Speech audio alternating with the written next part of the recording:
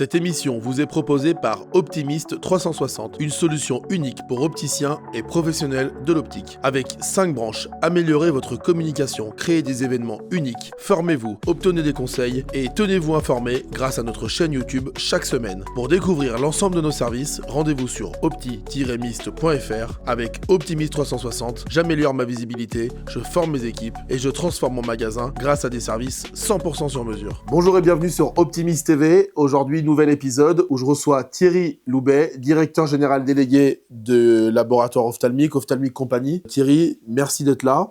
La première question que j'ai à te poser, elle est dans le titre. Directeur général délégué, ça veut dire quoi délégué? Ça veut dire que j'ai une délégation sur l'ensemble des tâches de la direction, d'une direction, de la stratégie, marketing, commercial, surtout la partie contactologie aussi. Ouais. Donc diverses choses, et Michel Zénou est notre directeur général. Alors Thierry, tu as un parcours assez riche et varié, on va essayer de faire court pour ceux qui nous regardent, mais déjà pour te présenter. Tu as commencé ta carrière à Paris chez Sarah Lee, c'est ça? C'est des vêtements, il y avait des vêtements, Dim, Playtex, il y avait aussi des produits Bennuts, Maison du Café, Senseo, Sanex, Williams, tout un tas de marques qu'on connaît, quoi. Et tu as travaillé 6 ans dans le marketing, là-bas. Ouais, c'est ça. Ensuite, tu as travaillé 5 ans dans la négociation grand compte avec notamment Carrefour et Intermarché. Voilà, le groupe Carrefour et le groupe Intermarché. Ok. C'était mes clients. Tu es revenu dans le sud, tu es originaire de là-bas, avec le petit accent, en 2006 pour rejoindre Cibavision. Absolument. C'est là que tu as intégré le milieu de l'optique. De l'optique, par la contacto, ouais. Tu vas nous en parler. Tu as ensuite intégré Ophthalmique où tu es désormais un acteur clé du développement de l'entreprise. Déjà, merci d'être là. Tu as un parcours riche depuis tes débuts avec Cibavision.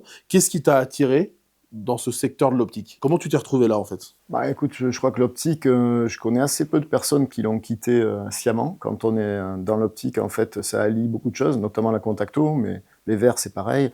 Ça allie de la technique, mais aussi beaucoup d'humains. Beaucoup d'humains, les clients sont très atomisés. Tu vois, tu parlais de ma précédente vie avec où tu gères le groupe Carrefour, le groupe Intermarché, c'est un peu des entités.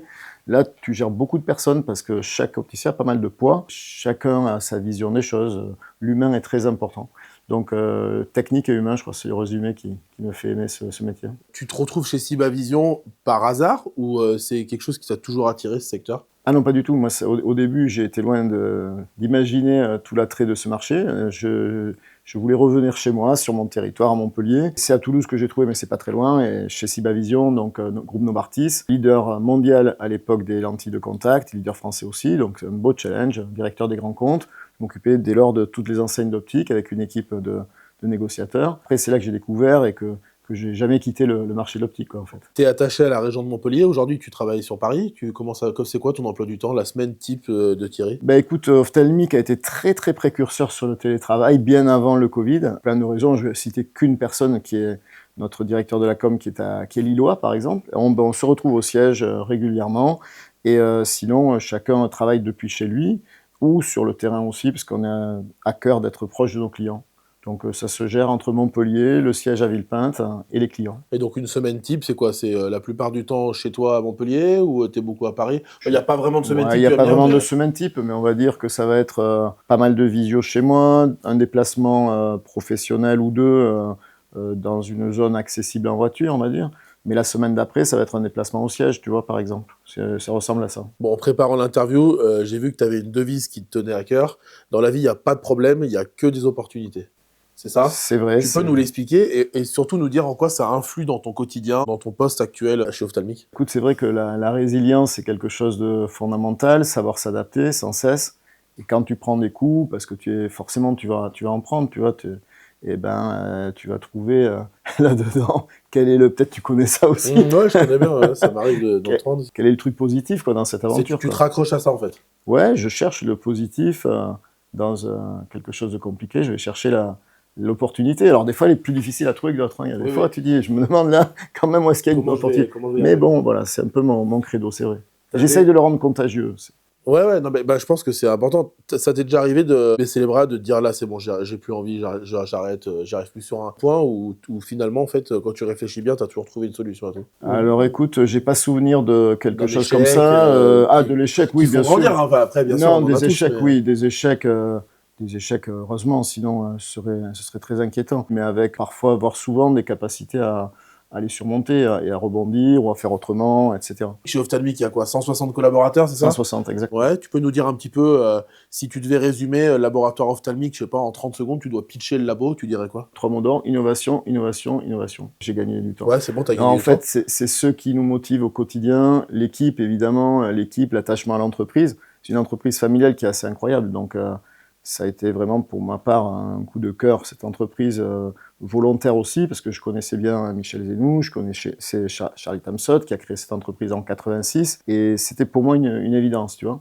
Okay. Dans la vie, des fois, là aussi, c'est toi qui peux choisir un peu ton destin. Et cette entreprise a énormément d'atouts. Elle a besoin d'être encore plus connue que ce qu'elle est, pour ce qu'elle est vraiment. C'est pour ça qu'on invite tout le temps nos clients et partenaires à venir au siège nous découvrir, quoi. Parce qu'aujourd'hui, Ophthalmic, si tu viens au siège, tu vois une usine de verre, tu vois une unité de production qui est un mini Amazon en soi, qui est leader européen de la distribution de lentilles, une R&D qui produit des designs de lentilles extraordinaires. Il y a beaucoup, beaucoup d'atouts et c'est un de mes rôles d'essayer de la faire connaître. C'est aussi pour ça qu'on est là aujourd'hui. Elle a été fondée en 1986. Absolument. Aujourd'hui, on peut parler de chiffres. C'est quoi le chiffre d'affaires d'Ophthalmic? Écoute, on va dépasser les 70 millions d'euros cette année. Okay. Quand Charlie a créé l'entreprise en 86, il est parti de zéro. Moi, il y a 11 ans, pardon, quand je suis arrivé chez Ophthalmic, c'était 45 millions d'euros. Donc c'est une entreprise qui est en perpétuelle progression. On vient de lancer une activité nouvelle. Voilà, donc, on va en parler. Écoute, on est dans une vraie dynamique. Ouais. Tu nous as parlé du respect que tu avais pour le fondateur, Charlie Tamsot. Tu peux nous dire pourquoi lui, selon toi, a réussi à instaurer ce côté familial dans l'entreprise, ce qui te plaît aujourd'hui, ce qui fait que l'entreprise a évolué, parce que tu nous dis que c'est un vrai pilier, le côté familial et l'innovation. L'innovation. Qu'est-ce qu'il a de plus, lui, qu'un autre, en ayant créé cette entreprise pour la faire fonctionner comme ça? Moi, je considère que c'est un des grands entrepreneurs de l'optique qui a créé son entreprise au 20e. Hein. Je pense que on sera peut-être plus là pour le voir, mais énormément d'entreprises créées au XXe siècle. Je pense à Ophthalmic, je pense à d'autres entreprises. Tu penses à quoi, par exemple, comme ça dans... On va parler de Laurent Lévy avec Optical Center, d'Alain Flelou et autres créateurs qui ont créé de magnifiques boîtes et qui leur survivront, qui nous survivront très certainement. Ça va rester des marques connues très très longtemps. C'est l'audace d'avoir réussi, en partant de zéro, à oser créer, pour prendre qu'un exemple, une recherche et développement en lentilles de contact. Si tu regardes les différentes marques de lentilles dans le monde entier, tu as toujours les 4 majors qui sont tout le temps en position de 1, 2, 3, 4. Sauf en France, où tu as Ophthalmic qui vient s'immiscer, alors loin des 3 plus gros, mais régulièrement en position de 4e. Donc ça, c'est quand même une question de oser aller là où les autres ne vont pas. On parle beaucoup de ces entreprises qui se sont créées au 20e. Moi, je suis d'accord, hein, bien sûr, avec Alain Flelou, avec Ophthalmic, avec Optical Center, etc. Est-ce qu'il y a de la place aujourd'hui pour créer autre chose, selon toi? Oui, moi, j'en suis convaincu. Que ça vienne, on voit l'émergence d'enseignes récentes, tu vois, qui ont réussi à faire leur place aussi. Ça alors pour tous, Jimmy Fairley. Jimmy Fairley qui cru qu'une enseigne comme ça, en partant de zéro, arrive à trouver sa place, tu vois. Donc, il faut vraiment regarder. Je suis convaincu qu'Ophthalmic a la capacité à continuer à innover, à se développer, tu vois. En tout cas, le champ des possibles reste très, très vaste. Ophthalmic est basé sur 5 pôles. Contactologie, verre, santé, distribution de lentilles de contact multimarque et distribution de votre marque. Et du coup, la partie instruments. Ça, c'est nouveau. Absolument. Qu'est-ce que vous développez en termes d'instruments? Comment vous placez par rapport à la concurrence? Écoute, en termes d'instruments, c'est vrai qu'on a un fer de lance qui est tout ce qui va toucher à la contactologie, à la réfraction, la lampe à fente, autoréfractomètre, avec en plus des innovations. Par exemple, on a un autoréfractomètre doté d'un calculateur qui permet de trouver immédiatement la lentille, la bonne lentille. D'accord. Mais on va beaucoup plus loin que ça. On a du petit matériel, on a des meuleuses, on a une offre large, et avec toujours ce credo du rapport qualité-prix. Je pense qu'on a un excellent rapport qualité-prix aujourd'hui, avec du très très bon matériel et des prix qui sont accessibles. Avec une gamme qui est quand même assez large. Une gamme qui est de plus en plus large, je dirais. Vous étiez au Silmo? Nous étions en tant que visiteurs, pas en tant que... En fait, on a fait, si tu veux, notre propre Silmo. On a la chance d'avoir notre siège qui est à 5 minutes en voiture du Silmo. Et on a complètement revisité notre siège, on l'a transformé en mini-salon, en fait. Ce qui nous a permis d'accueillir, parce que je te l'ai dit tout à l'heure, on veut faire découvrir Ophthalmic. Plutôt que prendre un stand, on a fait venir le Silmo chez nous. Ça a fonctionné? Et très très bien, très très bien. On a eu beaucoup de visiteurs. Super. Et souvent avec cette surprise de découvrir nos locaux, et nos installations. Ouais. Petite chose, si tu dois faire la rétrospective d'Ophtalmique, on a parlé d'innovation. Pour toi, c'est quoi l'innovation la plus marquante? Alors, on peut en dire une ou deux, parce que j'imagine qu'il y en a plein, mais qui ont marqué cette entreprise ces dernières années? Il y en a pas mal qui me viennent à l'esprit. Je pourrais parler de verre, parce qu'on a le lancement du verre Mind qui est exceptionnel, le Mind. Mais bon, allez, je vais te parler de lentilles. En 2009, si tu étais ophtalmologiste et que tu voulais adapter en progressive un porteur qui voulait des journalières, tu étais obligé de l'équiper avec de l'hydrogel, un matériau qui ne dépasse pas 42 décas sur eux. Alors, pas rentrer dans la technique, mais bon, ça veut dire que ta cornée respirait pas tant que ça, quoi. La première lentille journalière progressive en silicone hydrogel, c'est Ophthalmic qui l'a mise sur le marché en 2010-2011. Ça, c'est majeur parce que les médecins s'en souviennent. Ils se disent, avant que vous arriviez, autant mensuel, on poussait vers une bonne respirabilité des lentilles qu'on adaptait. En journalière, on ne pouvait pas, ça n'existait pas. Et là, plus récemment, justement, on est le premier labo, tu vois, à lancer une journalière progressive avec 4 profils d'addition. Alors là aussi, c'est quelque chose qui est important pour les médecins parce que ça permet, si tu veux, de faire évoluer ton porteur avec l'évolution de sa vision de près. Bon, là, je ne rentre pas dans le détail, mais tu vois, ça, c'est un exemple type. Et quand tu en parles avec les médecins, ce qu'ils nous disent, eux, nous apporter des choses que les autres n'apportent pas. Ça leur parle. Ça leur parle. Là, on parle de nouvelles technologies. Donc, comment tu penses que ça va évoluer? Je pense, par exemple, on parle de verre ou de lentilles connectées, tout ça. Est-ce que vous êtes déjà dans cette réflexion-là? Est-ce que vous y croyez? Est-ce que ça va sortir un jour? Comment tu vois ça, en fait, finalement? Effectivement, tout ce qui est connexion, c'est vrai que on est très observateur de ça. Et on saisira les opportunités ou les pistes qui seraient pertinentes. On ne dit surtout pas que ça n'a pas d'avenir, au contraire. On a aussi des choses plus proches de nous, telles que la frénation myopique, qui est une réalité. Un rôle à jouer pour Ophthalmic aussi. Donc, bien sûr, on suit de près ces évolutions. On a une R&D très costaud maintenant chez Ophthalmic, qui suit de près, très active, et qui suit de près toutes ces évolutions. D'accord. Et tu penses que ce sera quoi le plus grand défi de l'optique dans les 10 prochaines années de notre marché? Il y en a plusieurs. D'un point de vue technique et on va dire innovation, ça va être effectivement tout ce qui va être lié à la connexion, de mon point de vue. Ça peut ouvrir de vastes champs de travail et d'opportunités. Il y a aussi, pour moi, la capacité des lentilles de contact à fonctionner exactement comme des verres RX. Lorsque tu es presbyte, ton verre est vraiment... tu le sais, surfacé, point par point, et on vient te faire ta propre correction. C'est énorme en poids du marché. Alors qu'en lentille, on est aujourd'hui sur des choses très standards, y compris pour les progressives, et on est convaincu, nous, qu'il y a un énorme avenir sur des lentilles qui vont venir être sur mesure, beaucoup plus proches de ta propre progression. Je donne juste un chiffre.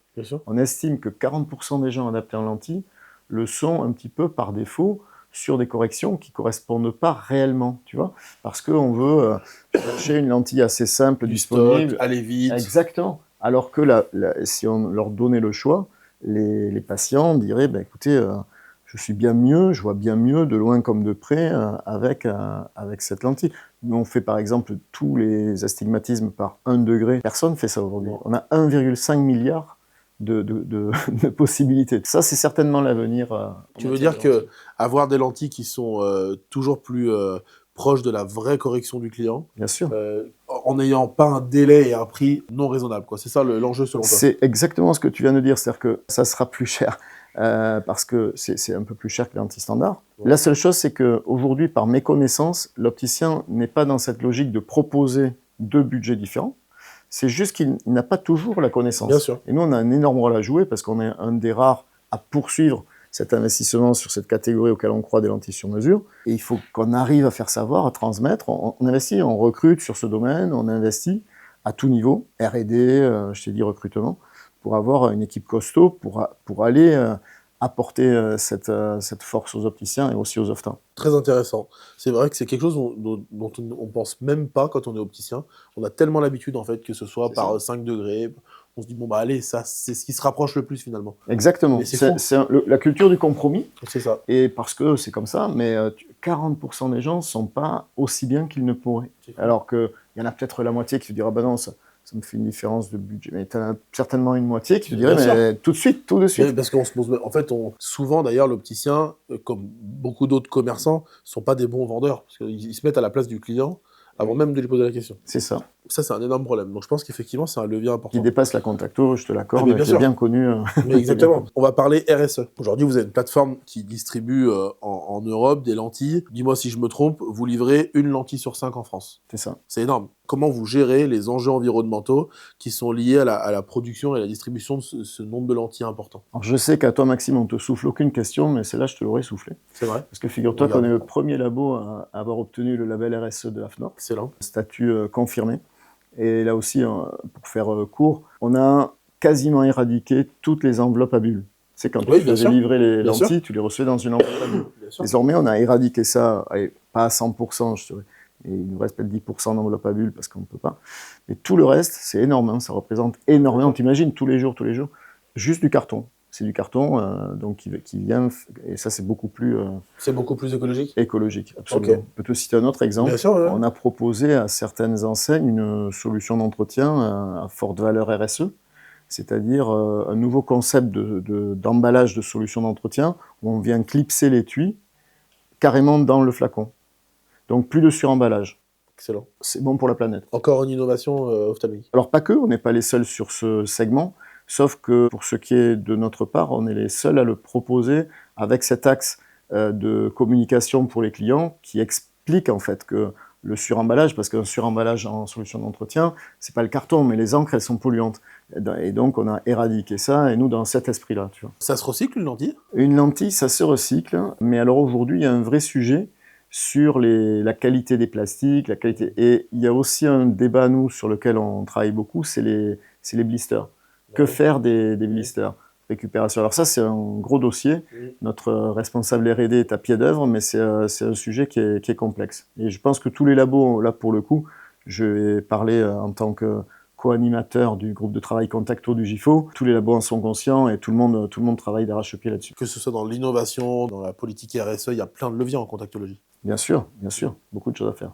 On va parler de perspectives d'avenir. Donc là, aujourd'hui, Ophthalmic, 70 millions d'euros, grosso modo, en 2024. Quelle est ta vision à 5 ou 10 ans? Selon toi, comment ça va évoluer en parallèle du marché de l'optique? On peut vraiment faire cette même question, comment va évoluer le marché de l'optique et comment va évoluer le chiffre d'affaires d'Ophthalmic? Selon toi, évidemment, c'est toi qu'on intervient. Le marché de l'optique, c'est très difficile à dire. Il faut rester humble quand on parle de projection.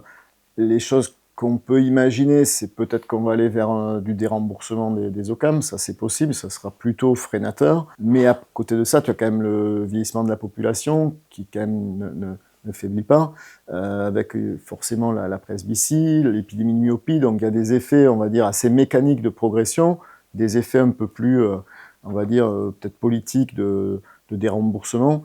On peut espérer que le marché ne baisse pas, en tout cas dans les années, reste un marché plutôt en légère croissance. C'est bon, mais après, en toute humilité. C'est ta vision. Okay. Et pour notre part, quitte à aller même en dehors du marché de l'optique ou à nous diversifier comme on le fait sur les instruments, on vise à 5 ans, on vise les 100 millions, c'est notre objectif. On est très, très ambitieux. Très bien. Et toi, dans 5 ans, tu seras où? Ben écoute, je sais pas. Peut-être avec toi. Bah, j'espère. On peut faire plein de trucs. On va parler syndicats. Tu es investi dans pas mal de syndicats, tu nous as parlé du GIFO, tu es investi au CIDOL. Moi, j'ai une question, mais pourquoi tu fais ça? C'est quoi l'objectif? Et quelle est la patte de Thierry Lobet dans ces syndicats? S'ouvrir aux autres et écouter beaucoup. Après, quand il s'agit, bien sûr, de domaines que je connais un peu pour y avoir passé du temps, comme la Contacto, par exemple, j'apporte un peu ma vision.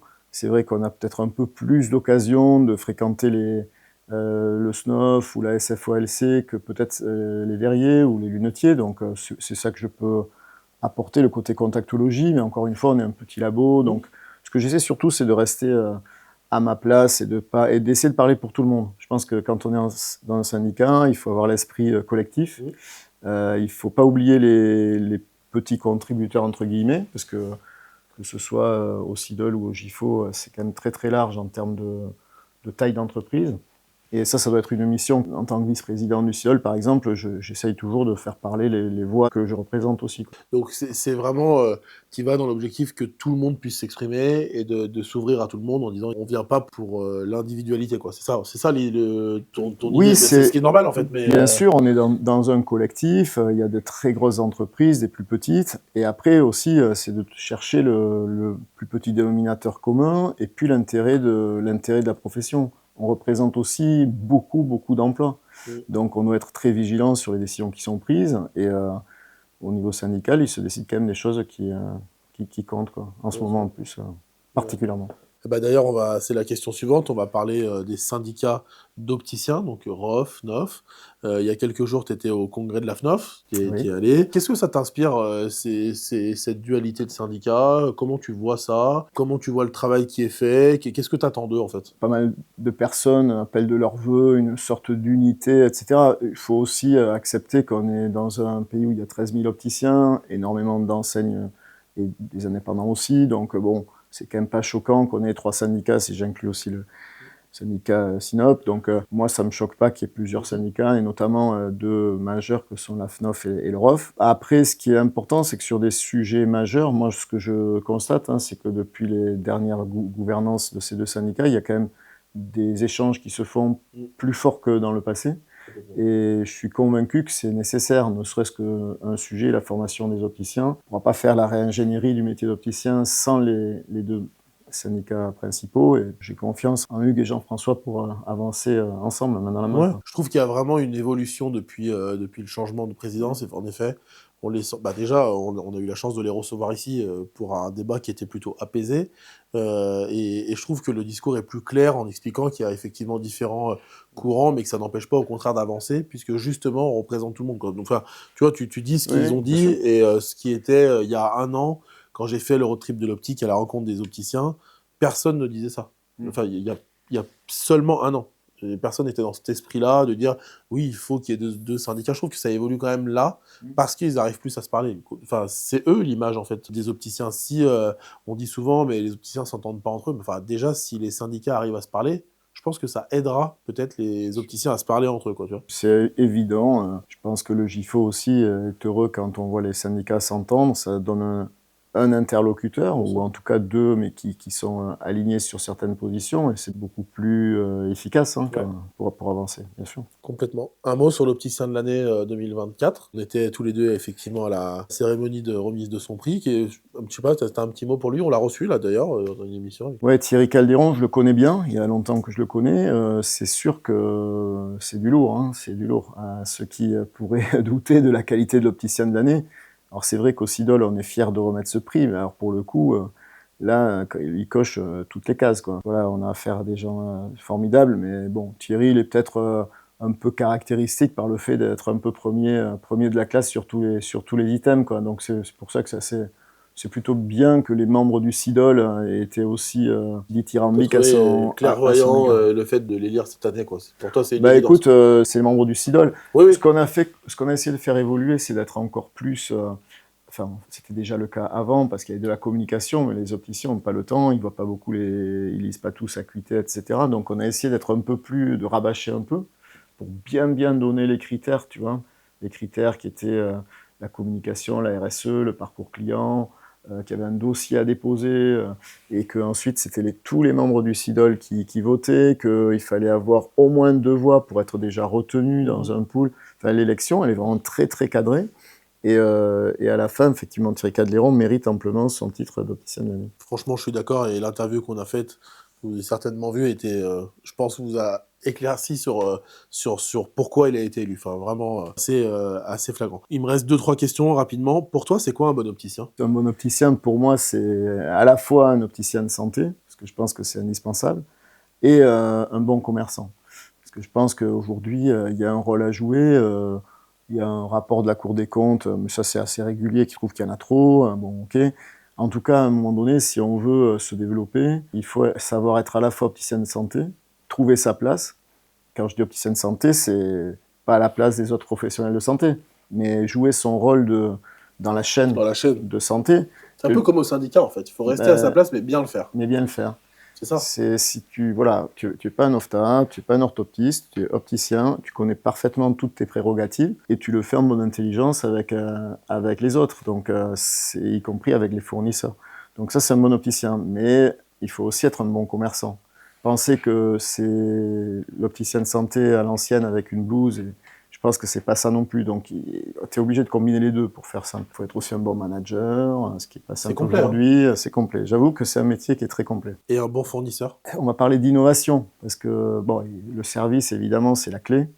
Mais je dirais que l'innovation, c'est majeur. Quelqu'un qui te livre bien toujours les mêmes produits, au bout d'un moment, tu vas plafonner, ton chiffre sera le même, ta marge sera la même. Il faut aussi avoir des idées de nouveaux produits, de nouveaux segments, un fournisseur qui va t'apporter aussi des possibilités de te développer, quoi. Il me reste 2 questions. T'aimes les voyages? Tu nous as dit. Vrai. Si tu dois choisir aujourd'hui entre faire un road trip de l'optique avec moi dans mon van à la rencontre des opticiens les plus atypiques de France ou faire un road trip gastronomique dans les meilleurs restaurants de France, tu choisis quoi et pourquoi?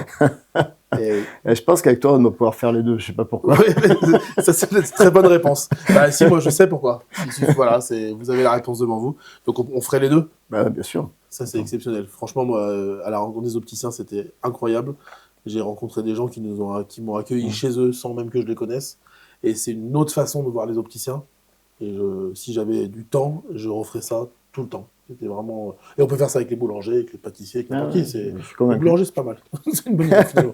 Tu vois, maintenant que je suis en train de le dire au hasard, mais... Côté petit Guillaume avec les restaurateurs. Ouais, exactement. Mais oui, on va les tester, Bon, dernière question, Thierry. Si, pour le prochain épisode d'Optimist TV, si je devais inviter quelqu'un, ce serait qui t'intéresserait qu'on cuisine un petit peu? Là, il faut que tu tapes Francesco Milleri, là.